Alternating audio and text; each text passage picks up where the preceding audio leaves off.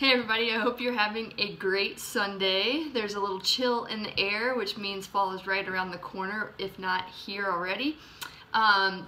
For me, fall time means college football. And while a lot of you really don't care about college football, I came across a quote today that related to college football, but also related to goal setting and CrossFit. So, the trouble with not having a goal is that you can spend your life running up and down the field and never score.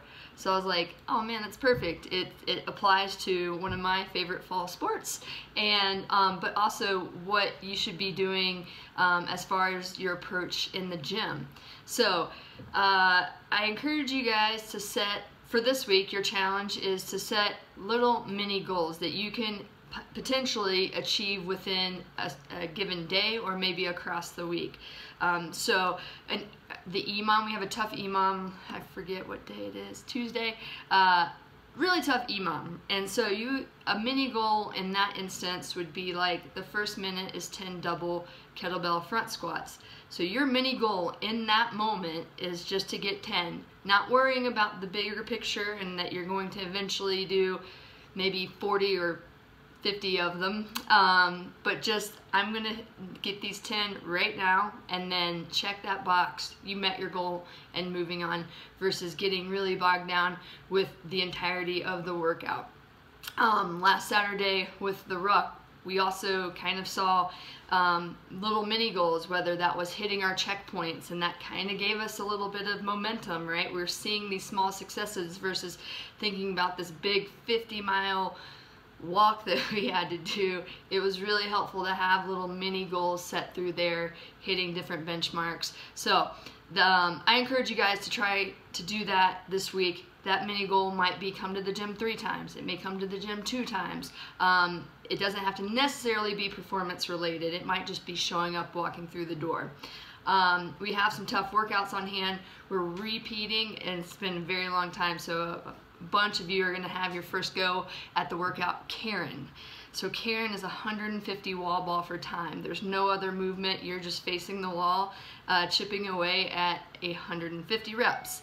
Again, with this, if you think of it in terms of this is 150 reps, you very well can get bogged down from that. So think about breaking it up into manageable sets. It might be sets of 20, it might be descending reps, maybe starting with 30 and then going to 25. Either way, you have these little sub goals, these little mini goals to keep you moving, keep you encouraged, and keep you pushing yourself for more. So that's my challenge for you guys this week. We'll go ahead and go over the workout. So Monday we're going to have front squat instruction, practice, and warm up. For those of you that struggle to get into the front rack position, that's typically a mobility issue. So there's no amount of coaching or cueing that's going to get you into the right position if you simply aren't flexible enough to do so. And realize that that flexibility takes time and consistency working on that. So if you're not working on that and you continue to struggle with front squats, maybe think about looking into the mirror and discovering that there's a need for constant mobility. If you want some ideas on how to mobilize for that movement, any of your coaches are going to be able to help you out with that. Got a 14-minute AMRAP tomorrow, 200-meter run, plate ground to overhead, and overhead lunges with those plates. Tuesday, strict press for strength. Like I said, pretty challenging alternating EMOM. 16 minutes, 4 different movements.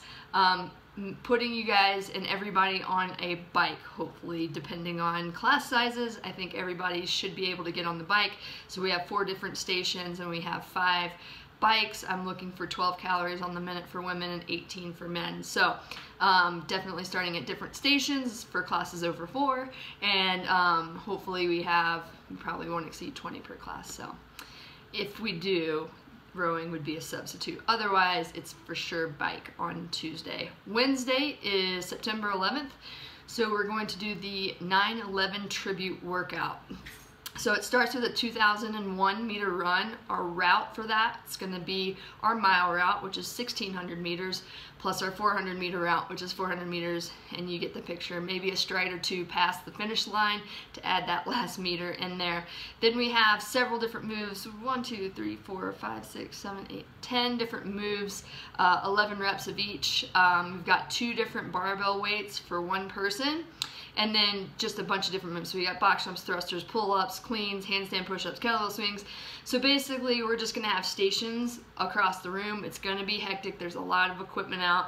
It's a 9/11 tribute WOD, so if you're worried about your workout time or not having the perfect transition, you are definitely missing the point of that workout. So come in with a good attitude and realize you might have to do it out of order. You might not get to do the exact weight that you want to do, but realize that there's more to this workout than just you getting to do it how you want to. It finishes up with a 2,001 meter row. So very likely that we'll have half the classes start with the run, half start with the row. Depends on the sizing and stuff. We may throw some equipment outside just to create more space, just because we'll pretty much have all the toys out on Wednesday. 40-minute cap on that, very similar to Monster Mashes. I think that should be plenty of time for everyone. Definitely scale it accordingly. Thursday we're going over deadlift, and then like I said, and we're working on deadlift strength, then we're doing the workout Karen, which is 150 watt ball for time. It's going to be a fun one. It is a benchmark workout, so you definitely want to record your score, the weight ball you used, and maybe how you broke it up. So different strategies work, and just kind of write down that, and next time you test Karen, you can either repeat that strategy or try a new one and see if that helps you out a little bit. Friday we're sticking with Monster Mash. Pretty straightforward one there.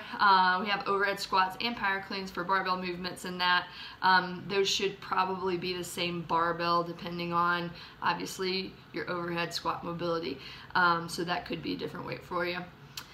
And then we also have back squats from the floor as the final piece of the Monster Mash. So those are not coming out of the rack. You will need to clean it, get it over your head to the back rack position, and squat from there. It's 30 reps. It would kind of suck to have to drop that and pick it back up and put it back on your head. So ideally you want to get that set of 30 unbroken. Realize you can rest in that top position without dumping the bar. But anyway, so challenge yourself with that, but realize the gravity of what happens if you have to break. Saturday we're going to go over some rowing instruction and practice. I put a hyperlink on there so you can watch the video ahead of time to just kind of do some homework before class, so that once your coach, whether it's Donnie or Jan, are going over the drills, it's not the first time you've seen it, so you can kind of see it in person and then hopefully apply it a little bit better. Partner workout on Saturday with a 30-minute cap, and then finally on Sunday some snatch practice and position work, so hang snatch and then full snatch, followed by a 5-rounder of shoulder overhead and over the bar burpees. All right, so that is it. Lots of barbells this week. Consider barbell etiquette. One is we don't ever drop an empty bar.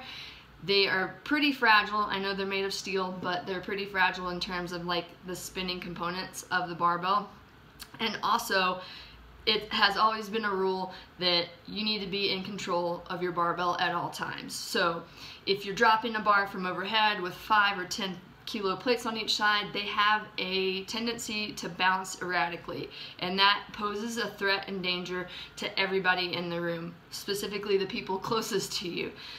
So have the consideration to control your bar, have control of your bar at all times, and not just wildly dropping it, all right? With the exception of you're about to get injured or somebody else is about to get injured. Other than that, if you have control, use it. All right, you guys have a great week, and I'll see you at the gym.